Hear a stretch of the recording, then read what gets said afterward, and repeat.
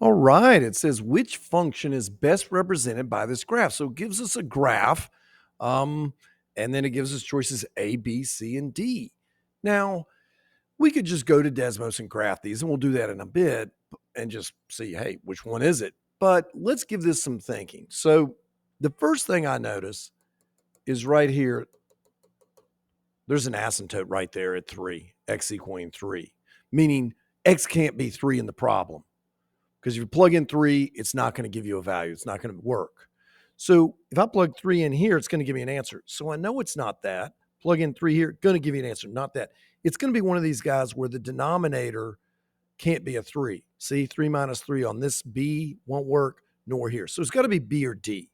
I know that's going to be true. Now, if I look at the horizontal, it's hard to tell if there's a horizontal asymptote. It looks like there might be one right here and maybe one right there at 1, which will mess us up. If you remember, crazy expression for horizontal, Bobo, bottom eats DC, eats DC. If it's bigger on bottom, it's going to be 0. If it's bigger on top, none.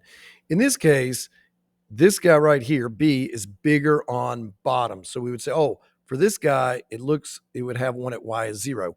Well, that looks very plausible, doesn't it? Especially for this bottom graph. Here, though, well, exponents are the same. So you would divide the exponents are the same, divide the coefficients. 1 divided by 1 would give me 1 at 1, which it sort of looks like there might be, but it sort of looks like that guy's going to cross it. I don't know. So that's not helping me a lot. Well, I have gotten it down to B and D. If I had to take a wild guess, it looks more like this is an asymptote than the other. So I would choose B. But let's just think this through. How about let's just pick a point? Because I do see it crosses the y-axis right here. So when x is 0, it looks like y is negative 2 point something. So if I plug in 0 here to this equation, 0, that would give me 8 over negative 3, which is negative 2 2/3, which looks about where that guy is. If I plug it in here, plug in again, plug in 0, 0 plus 1 over 0 minus 3. That'd be 1 over negative 3. That'd be negative 1/3. That's located right here. So this graph is not it. That tells me it has to be this one.